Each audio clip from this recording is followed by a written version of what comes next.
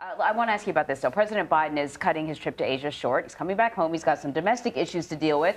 The debt ceiling negotiations are going right down to the wire. And, you know, the Treasury Secretary, Janet Yellen, has been warning for a very long time that, of course, if we go over that debt cliff, it's going to be catastrophic, not just for the U.S., but for the world, you know, that it could trigger sort of a world economic downturn. I'm wondering if people outside of the U.S. are concerned about this game of chicken American politicians are playing. Yeah, you know, the people who know, Anne-Marie, know, but the people who don't, they are oblivious. They just go about their lives worried about their own inflation, you know, about electricity, food. But the government leaders, the economists, stock and currency traders, they are the ones watching. One economist is warning of a catastrophe. That's a quote. Another says that it would make the 2008 global financial crisis that, of course, we all endured, that we all lived through, look like, as what he said, a tea party. So that doesn't bode well if the U.S. government does this default. And, you know, remember, it took us years to get out from the global financial crisis. Basically, what happens in the U.S.? U.S. pain means global pain because the U.S. is the world's biggest economy. Interest rates would jump in the U.S., but then there would be this domino effect here in the United Kingdom, elsewhere around the world. Mortgages would rise for you guys. They'd rise for us here. The U.S. dollar would lose strength. Now, that might sound good if you're an international viewer, because then you say, oh, well, I get more dollars, I get more bucks. But that would cause volatility because oil and wheat, they're priced in dollars, and then people just won't know how to price those commodities. And then the fear is that the U.S. could default, then other countries could too. So it's one domino effect, the fall around the world. House Speaker Kevin McCarthy says he has directed his team of negotiators to work 24/7 with the White House until they reach a deal on raising the debt ceiling. The two sides met virtually Thursday while members of Congress went back to their districts for the Memorial Day recess. But they'll need to be ready to head back to Washington at a moment's notice. Both the president and the speakers say talks have been productive despite their disagreements. Default puts all that at risk. Congressional leaders understand that, and they've all agreed there will be no default. We are truly in perilous times. Times of change. We are at a point in time where there is not a lot of options for the enemy except to move and shake up the world. In the narrative that he has created, there are many different opportunities for him to stir up a great deal of problems and bring about the chaos he needs in order to bring about his order. And on the flip side, there are many who are waking up to the lies being told in this world and are walking away from them and choosing to be redeemed through Messiah Yahusha. The enemy hates this and will not allow the masses to grow in their faith and be removed away from his influence. So he will move against us. We are at an inflection point in this world, and while for me it seems so obvious, it seems for others, they still do not get it. The masses are still asleep, watching the safety nets that they have devoted their whole life to putting their trust in. Those false safety nets are falling right before their eyes. I speak in regards to America first, because this nation, Mystery Babylon, is the influencer of the world. The world is drunk off of her wine of fornication. And when she falls, the rest of the world will fall with her.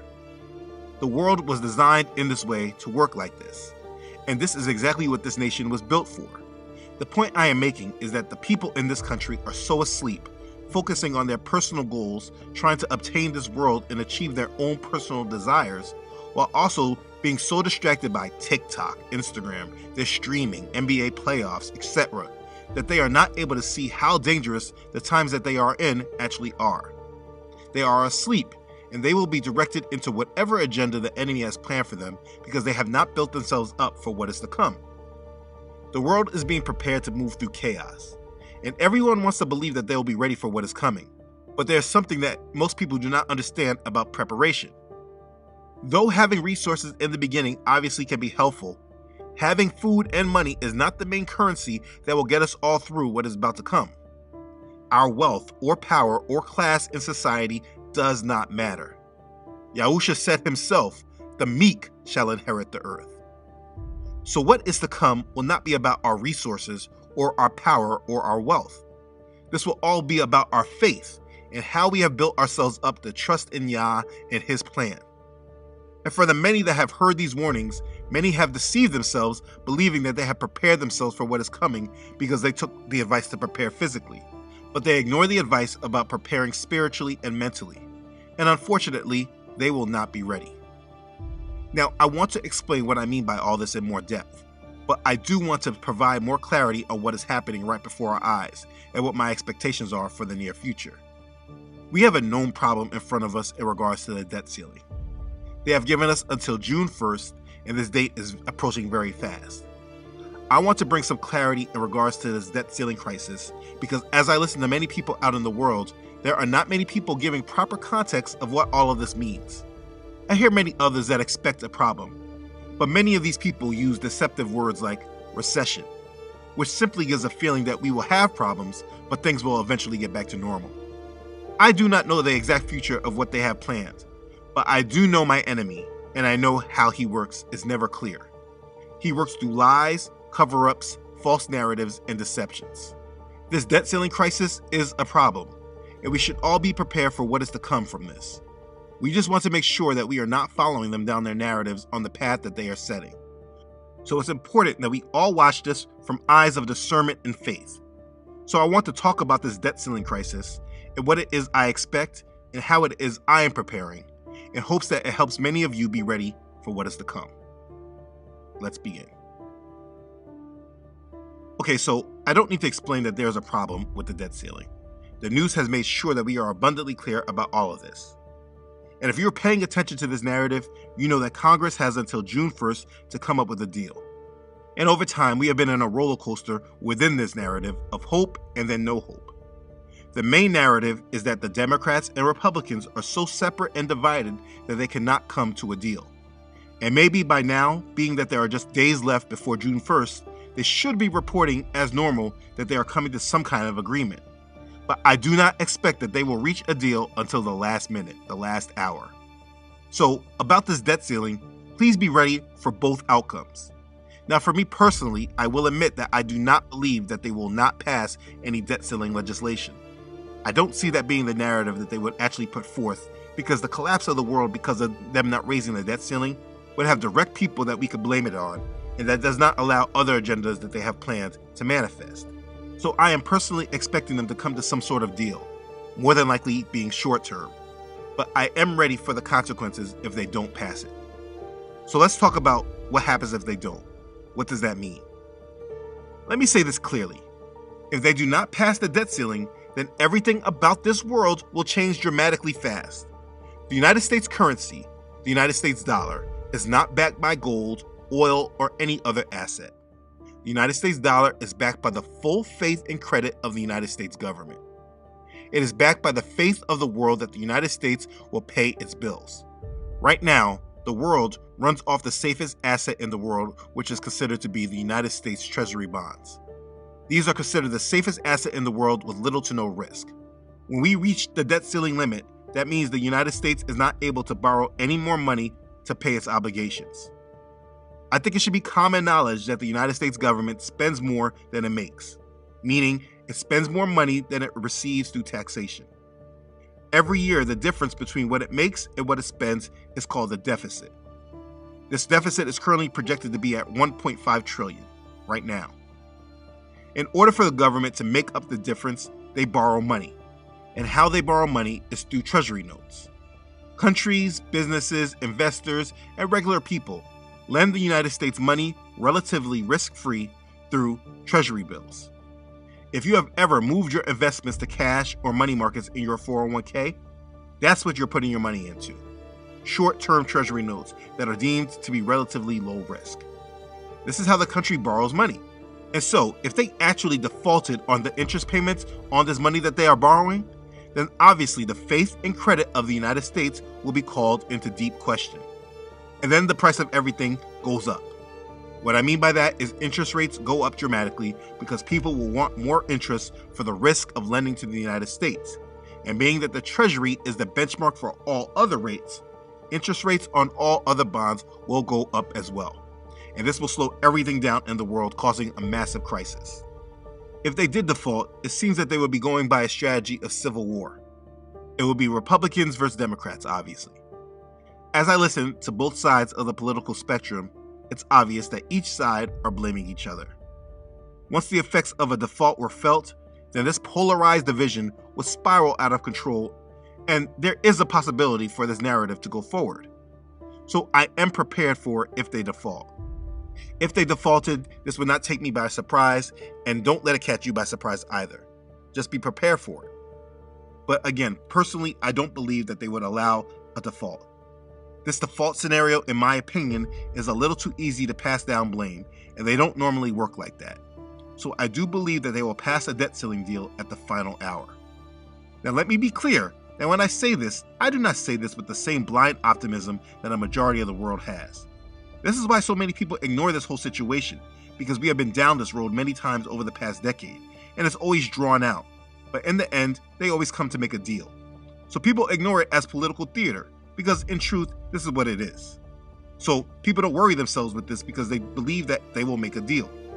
But it's much deeper than just making a deal.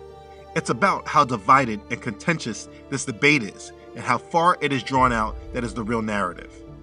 If you don't understand what the system is built by and protected by, you may not understand what it is that they're actually destroying.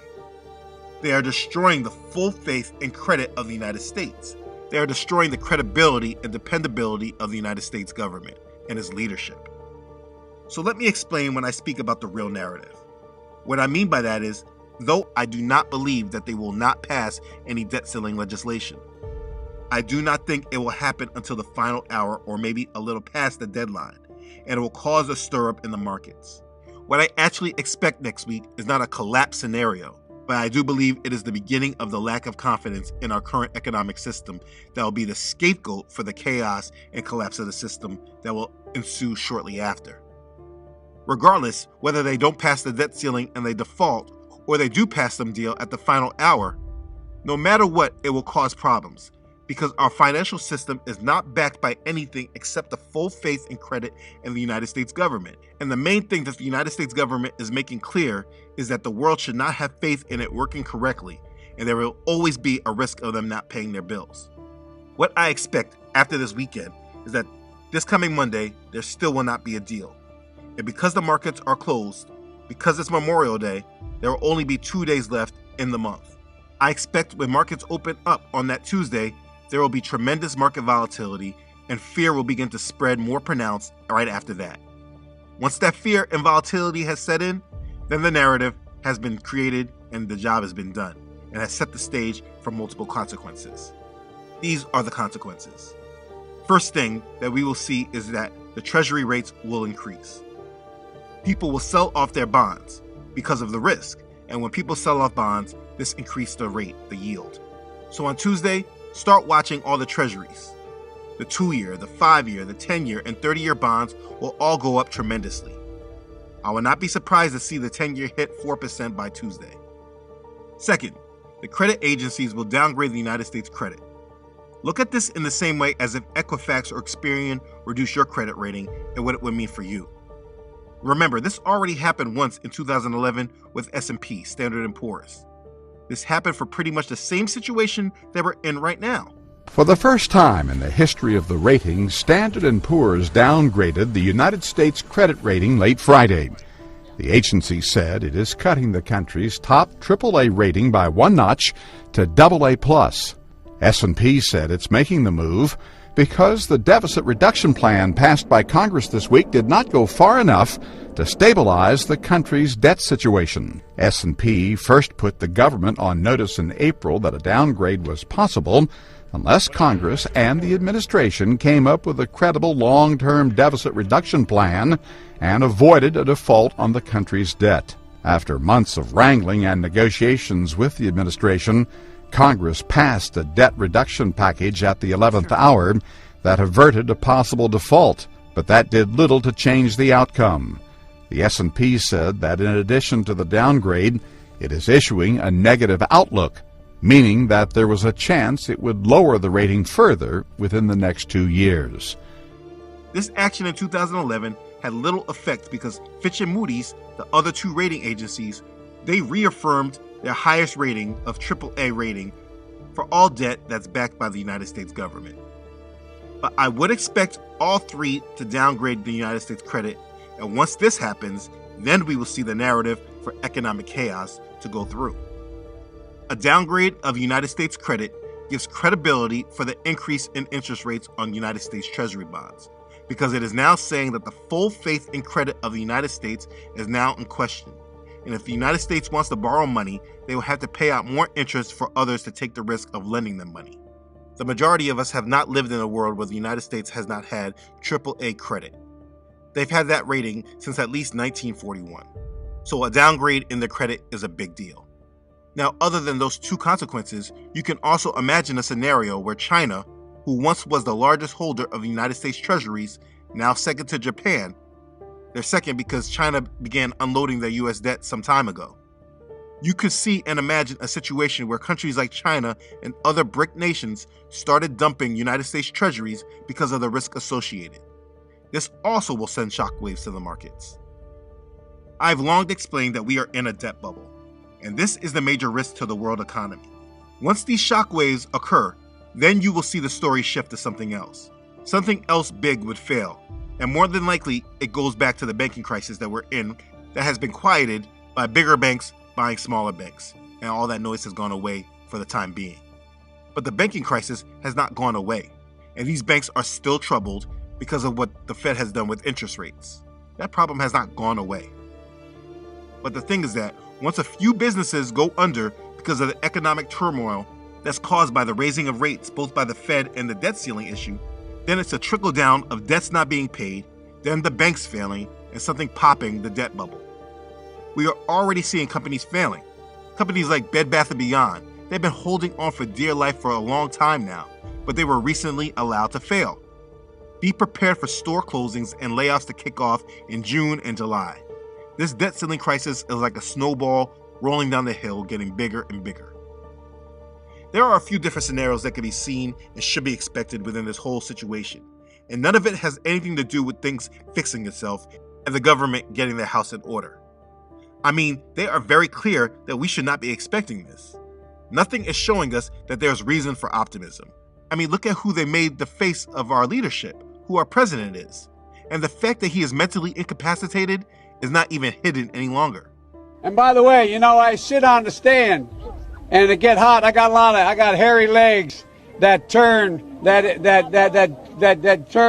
blonde in the sun.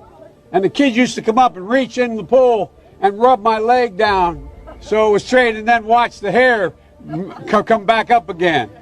They'd look at it. So I learned about roaches. I learned about kids jumping on my lap.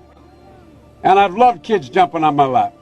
We should absolutely not default on the debt. And I will tell you, I am more worried now that we might default than I ever have been. Really? And the reason is I don't think Biden is up to the task. I don't think he's engaged in the negotiations personally and directly.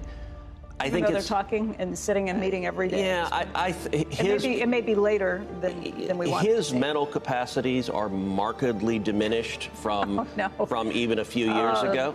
Senator, don't make me go through this. And what makes me worry is that I think the decision making in the White House is being done by a bunch of 20-something and 30-something little Marxists who don't have an appreciation for reality. Oh, I told you I didn't want to dig into this. We're going to get stuck digging into this. I mean, hopefully we get So something out I of can this. tell you the reality. All right, when the Senate is in session, every Republican senator, we have lunch together. We sit around and talk about how virtually none of us have spoken to the president even once. He doesn't talk to Republican senators, and that's weird. We all know Joe. I was sworn into office by Vice President Joe Biden. He was a man of the Senate. This White House hides him. It is weird. Lindsey Graham has flown all over the world with Joe Biden for 20 years. Lindsey hadn't talked with Joe. They keep him hidden. That's not disputed. Like nobody denies that they keep him hidden. He's not doing media. He doesn't do media. He doesn't do. He just sit down with McConnell, and McCarthy is talking to him every day. He also just went to the G7. It's not like this guy is hiding. Hold on a second. I don't want to be in the. I don't want to be in the corner of defending He's intellectually anybody. acute and on things. Great. If he is, then he ought to do what he did in 2011. I don't think he is, and I'm worried because I think the young extreme staffers in the White House have no appreciation for just how damaging a default would be. They're not hiding it. They don't want to talk about it. There's nothing sound about this current future, and it is unfortunately those most asleep that will pay the price for it. This system is set to be reset, and I've explained it in many other videos. I mean, we all know they already have a new system that they are waiting to implement. You remember during the banking crisis, the masses were all speaking about the FedNow system coming online in July. Well, because our attention spans are so limited and we get swayed by news cycles, the minute they stopped talking about the banking crisis was the minute people forgot about this FedNow system. Most people forgot that there was even a banking crisis just a couple of months ago. I mean, did you? There is a new system coming online, and what we are seeing in the mainstream with this debt ceiling crisis is the narrative that is leading the world into the collapse of this old current system and the introduction and acceptance in the new system. And it is important that you are looking at everything going on with eyes of discernment and not blind optimism that tells you that none of these things matter and things will eventually just work itself out. We are all being primed and conditioned for massive change. You must be ready for it. For me personally, nothing has changed with my outlook, and I do not like sounding like a broken record, but you should be preparing for a massive upheaval to your life. I do not expect that the world is going to flip upside down next week. That is not my expectation, though let me be clear that we are prepared for it if it does. But I do not expect that this will happen. Like I explained, I expect consequences to happen because of this debt ceiling crisis, not because of a default. These consequences will not be felt immediately by all, but it will lead to other consequences. And because of that, the masses will still not be moved into panic, even though the world and the walls around them keep closing in on them. There's not enough people with an understanding of money or finance to understand what would be happening, and unless it was the media creating the panic should not be what we expect to see in the near future. I mean, we may see angry people, we may see protests and unrest. If you start seeing protests and the media starts reporting on these things, stay out of it. Do not participate in it. As things escalate, stay in your home with your family, planning on what you will do to not be a part of the madness that will be coming. After this deadline, expect to see conditions escalate fast for the collapse. Don't think recession. They use words like that to give people false hope because this is what we went through in 2008 and we got through it. So if they use that word for the masses now, it allows them to know problems are ahead, but they don't really have to worry too much because they will get through it like they did in 2008. That's how they make people think. This will not be a recession or a depression, but a collapse and a reset. The conditions will be set for everything to change. We have never seen this scenario before. This debt ceiling crisis will bring higher interest rates and a downgrading of debt, and this will lead to an economic downturn that will pop bubbles. This is what you should expect from this whole debt ceiling debacle. Now listen, I could be wrong from this whole thing and how it all plays out. These are my expectations and what I am preparing for. But things could play out much differently. There could be an event that happens that takes away our attention from all of this. Or they could actually let this default happen, which I believe is unlikely because of their pattern. But they could actually make it happen. A default could happen, and if it does, nothing changes about what I have said, except you should expect everything to escalate much more rapidly. If they default, prepare to board up and stay in your homes while chaos happens in the street. Do not go out there with them. Do not go out into the streets. Prepare for the loss of your job, and in a short time, no food on the shelves in the grocery stores. If you're ready for it, then you won't have to go outside and fight. No matter how things transpire, be prepared for anything, because even if they don't default, regardless if it's in June or September or December, we have a collapse coming. There's no way of getting around it. The goal is not to know exactly what will happen and when, but to be prepared for something to happen, and that is the difference between the world and believers. They are not hiding any of this. Do you know that just last week, I saw an article from CNBC announcing the Bilderberg meeting that was just held in Lisbon, Portugal over last weekend. I find it interesting that this meeting was held in Lisbon, Portugal, because this was the birthplace of slavery, transatlantic slave trade. Anyways, CNBC spoke about this event. An event and group that used to be covered in secrecy and declared an unfound conspiracy theory. They literally spoke about it in the mainstream news, and it's not a conspiracy any longer.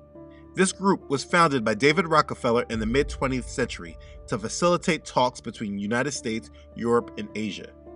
This is a meeting of all the top individuals in business and government, and they aren't even hiding any longer. Look at the headline. A secretive annual meeting attended by the world's elite has AI top of the agenda. The article says the annual Bilderberg event is shrouded in mystery, with discussions held behind closed doors and under Chatham House rules.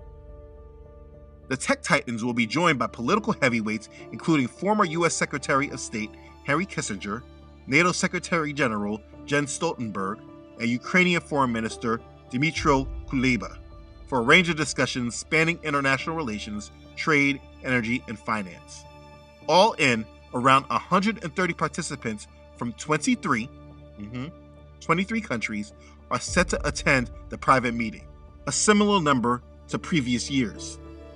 Pfizer CEO Albert Bourla, BP Chief Bernard Looney, Total Energies CEO Patrick Pouyanné, investor Peter Thiel, and a number of EU politicians will also be there.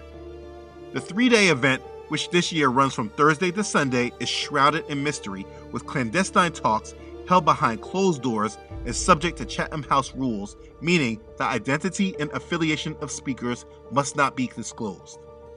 That has sparked conspiracy theories, similar to those leveled against high-level meetings like the World Economic Forum in Davos, Switzerland, by those who claim attendees are seeking to establish a new world order.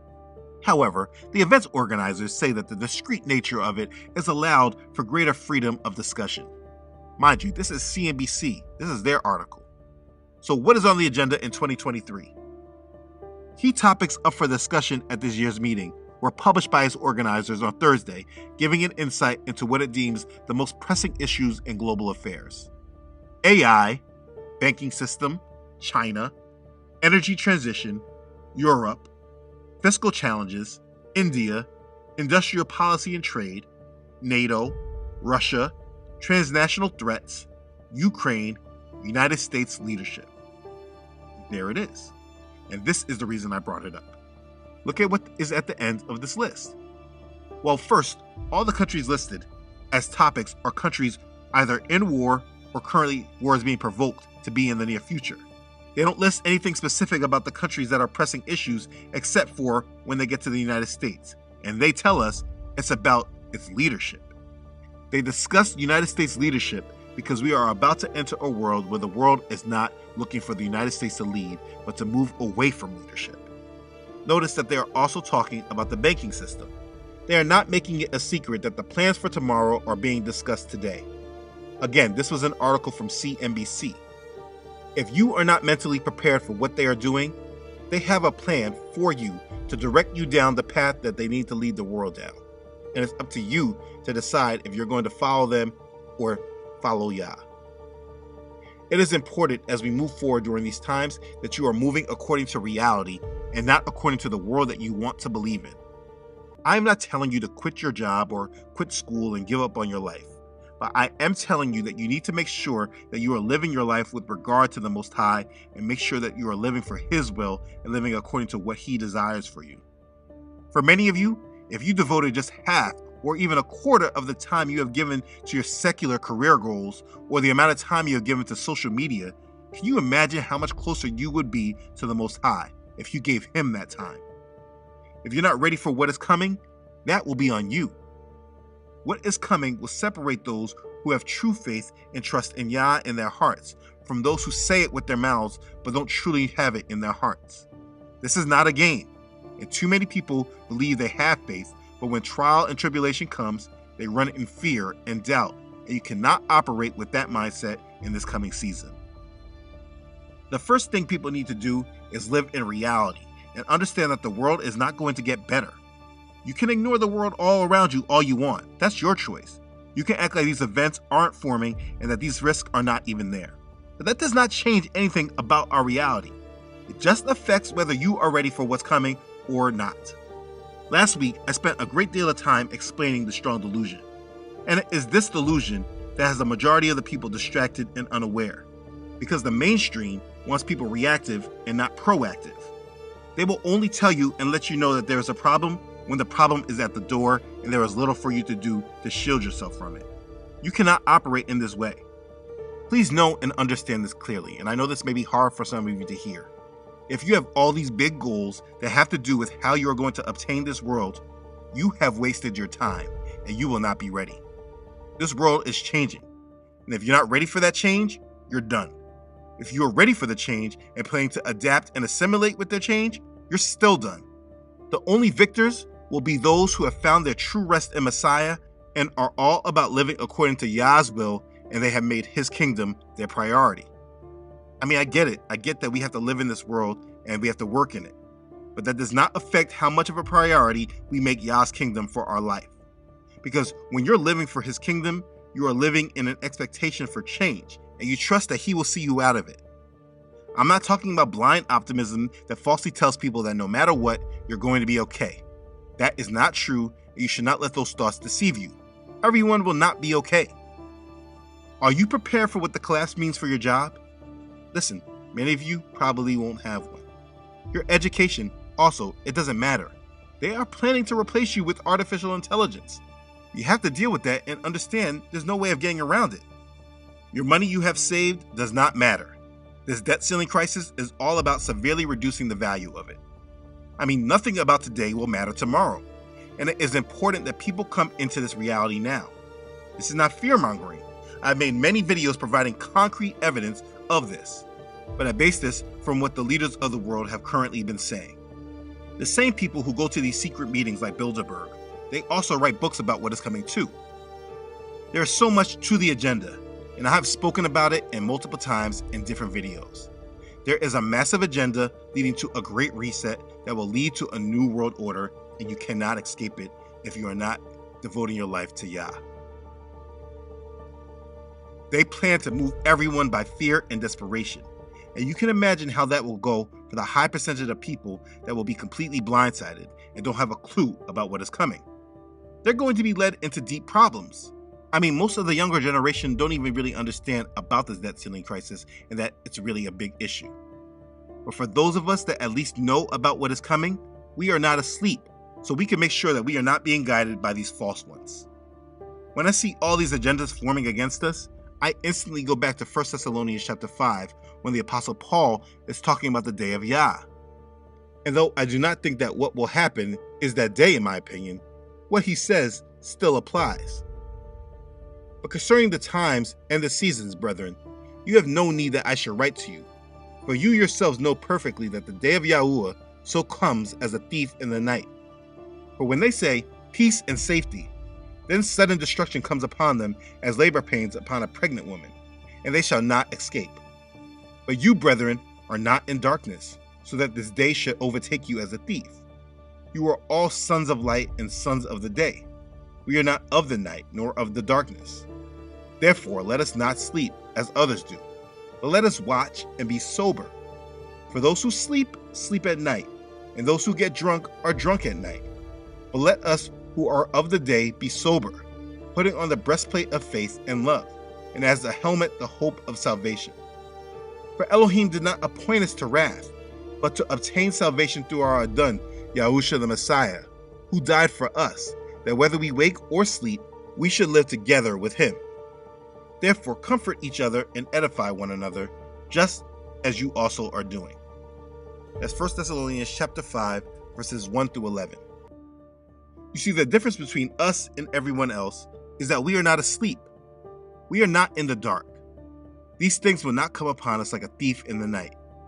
We are awake, and we see it coming, and therefore these things will not overtake us. That is not to say that what is coming will not affect you negatively. It is saying that when the storm does come, because your faith is strong, you will know how to depend on Yah to cover you through these storms. And this trust is not something that often develops overnight, especially when you come from a background of distrust and lack of faith. But this faith is what is required of us, and it will be the first thing that we will need to access as these agendas begin to unfold. Think about how Yahusha feels about our fear. In Mark chapter 4, verses 35 through 41, it says, "On the same day, when evening had come, he said to them, 'Let us cross over to the other side.' Now, when they had left the multitude, they took him along in the boat as he was, and other little boats were also with him. And a great windstorm arose, and the waves beat into the boat, so that it was already filling. But he was in the stern, asleep on a pillow. And they awoke him and said to him, 'Teacher, do you not care that we are perishing?' Then he arose and rebuked the wind and said to the sea, "Peace, be still." And the wind ceased, and there was a great calm. But he said to them, "Why are you so fearful? How is it that you have no faith?" And they feared exceedingly and said to one another, "Who can this be, that even the wind and the sea obey him?" You see, he doesn't want to see your fear or your doubt. Your fear and your doubt doesn't have a place in what is coming to this world. Fear, anxiety, and doubt, these are all symptoms of having a lack of faith and trust in the Most High. And those of us who love him and believe in his promises must right now prepare ourselves to walk through the faith that we claim. But without faith, it is impossible to please him. For he who comes to Elohim must believe that he is, and that he is a rewarder of those who diligently seek him. By faith, Noah, being divinely warned of things not yet seen, moved with godly fear, prepared an ark for the saving of his household, by which he condemned the world and became heir of the righteousness which is according to faith. That's Hebrews chapter 11, verses 6 and 7. You cannot please him by walking in doubt of him. Acting as if you are unsure that he will provide is not good. If when the storm comes, you doubt he is there, that's not good. Please understand and please make sure that you are not tying your material possessions and your status and place in this world in with your faith and relationship with Yah. Be prepared to lose those things that don't matter. All these things that come from this wicked system will not come with those who come into Yah's kingdom. He does not care about any of these things. So just because you've lost your job and lost money, this does not mean that you're hopeless and desperate. It means that you need to have faith and trust and depend on Yah to pull you out of whatever is coming. This is why Yahusha said, "Do not lay up for yourselves treasures on earth where moth and rust destroy and where thieves break in and steal. But lay up for yourselves treasures in heaven where neither moth nor rust destroys and where thieves do not break in and steal. For where your treasure is, there your heart will be also." That's Matthew chapter 6, verses 19 through 21. Everything I've been talking about is about them breaking in and stealing the master's treasures. And because the unfortunate truth is that their heart is where their treasure is, the majority of people will be taken for a ride that leads to destruction. But if you've been laying up for yourselves treasures in heaven, building up your faith and getting stronger in your trust in him, when these thieves come, first off, they will not catch you off guard and surprise you. And secondly, you will not be moved by them because your heart is not attached. The debt ceiling crisis is real, and it is leading to something greater. And it's up to you right now to build your trust up in Yah and depend on him for all. Learn to understand him and what he desires for us. Understand his promises for us. When you have this understanding, it helps build your trust in what he is doing and why. This is not to say that you won't make mistakes. The disciples were directly with him and they made mistakes. The point is not about the mistakes, but about how you will know how to lean and depend on him to pull you up out of it all. He does not want us to worry, so we must not worry. Yahusha said, "Therefore I say to you, do not worry about your life, what you will eat or what you will drink, nor about your body, what you will put on. Is not life more than food, and the body more than clothing? Look at the birds of the air, for they neither sow nor reap, nor gather into barns, yet your heavenly Father feeds them. Are you not of more value than they? Which of you, by worrying, can add 1 cubit to his stature? So why do you worry about clothing? Consider the lilies of the field, how they grow. They neither toil nor spin. And yet I say to you that even Solomon in all his glory was not arrayed like one of these. Now if Elohim so clothed the grass of the field, which today is, and tomorrow is thrown into the oven, will he not much more clothe you, O you of little faith? Therefore do not worry, saying, what shall we eat, or what shall we drink, or what shall we wear? For after all these things the Gentiles seek. For your heavenly Father knows that you need all these things. But seek first the kingdom of Elohim and his righteousness, and all these things shall be added to you. Therefore, do not worry about tomorrow, for tomorrow will worry about its own things. Sufficient for the day is its own trouble. As Matthew chapter 6, verses 25 through 34. So listen, do not worry. We know about what is happening, and we are ready for it. We should have faith and trust in Yah that he will see us through. There is no reason to get caught up in their lives and in their distractions. Be ready for problems, and when they come, they will not catch you off guard and make you reactive, waiting for the system to provide the answers. The difference between believers and the rest of the world is they will be looking for the system to provide them guidance and answers. Only thing we'll be looking at the system for is to tell us where we should not be going and what we will not be doing or trusting in. I have made this video to tell you to not fear what is coming, but live in faith and trust in the Most High that He will sustain you and carry you through. This is the time where our faith in Yah, our dependence on Him, our allowing His Spirit to lead and guide us is most needed. This is the time where all of this will matter more than ever. Do not follow the world and what they will say and do. Do not worry about your money. Do not worry about your situation. All of these things have to happen in order for us to get to the true promises that await us. So please, endure and overcome. Please, trust in Yah and prepare yourself for His kingdom. Be blessed. Hallelujah. Praise Yah. Okay, thanks again for watching. If this has blessed you, please make sure to like it and share it with others. If you haven't done so already, please make sure to subscribe to this channel. Yah willing, I upload every Friday. Also, please don't forget to subscribe to this channel on Facebook and Instagram, as well as on my website, truthunedited.com. As always, I'd like to thank all who donate and contribute to this ministry.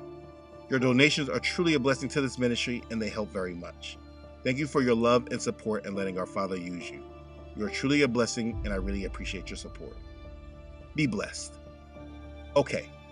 Thanks again, everyone, for watching. I love you all.